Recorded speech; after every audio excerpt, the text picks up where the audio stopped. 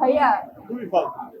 আমি আমি আপনার প্রেমে পড়ে গেছি ও আমার নাকি নূরের পারফরমেন্স। এবং নিশো ভাইয়ের প্রেমে পড়ে গেছি তার অ্যাক্টিং এ। Thank you so much, thank you. Thank you ভাইয়া, আপনি হচ্ছে একটা ইনস্টিটিউট। নূরকে আনা হচ্ছে খুব তাড়াতাড়ি তাহলে।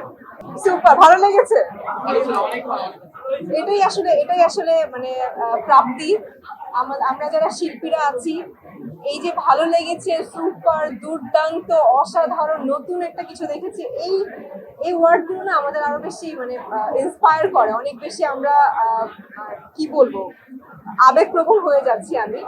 বাট অন্য একটা পূজাকে দেখতে পেরেছেন, এটা আসলে আপনাদের মুখ থেকে শোনাটা আমার জন্য অনেক বড় একটা কিছু। কারণ প্রতিনিয়ত আমরা সবসময় যেই কাজই করি, আমি কোনো কাজকে ছোট করছি না, বাট যেই কাজই করি আমরা প্রতিনিয়ত শিল্পীরা বলি যে আমি নতুন করে নিজেকে ভেঙেছি, নতুন করে নিজেকে গড়েছি। এটা আসলে তখন সিনেমা হলে গিয়ে আমরা সেই প্রুফটা পাই না, বাট দম দেখার পরে এই প্রুফটা আসলে সবাই পেয়ে গেছে। তো খুব ভালো লাগছে, আমি অনেক বেশি কৃতজ্ঞ আপনাদের কাছে। এভাবেই পাশে থাকবেন, দোয়া করবেন। ভাইয়া খুবই ভালো।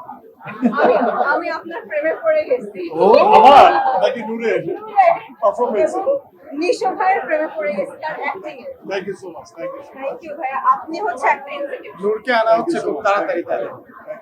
এবার আপনারা অন্যভাবে নিয়েন না যে পূজা চেরি নিশো অন্যভাবে ভাইয়ের প্রেমে কেউ পড়ে অন্যভাবে গেছে। নিচ্ছে না। Please, তুমি যে কাজের প্রেমে পড়ছো। অ্যাক্টিং এর ও মাই গড, সে একটা জলজান্ত ইনস্টিটিউশন, আর কিছু। থ্যাংক ইউ সো মাচ এই প্রেস করার জন্য। এবং আপনারা বিচলিত হবেন না, বিবাহিত পুরুষের প্রেমে পড়ার পূজার রেকর্ড নাই।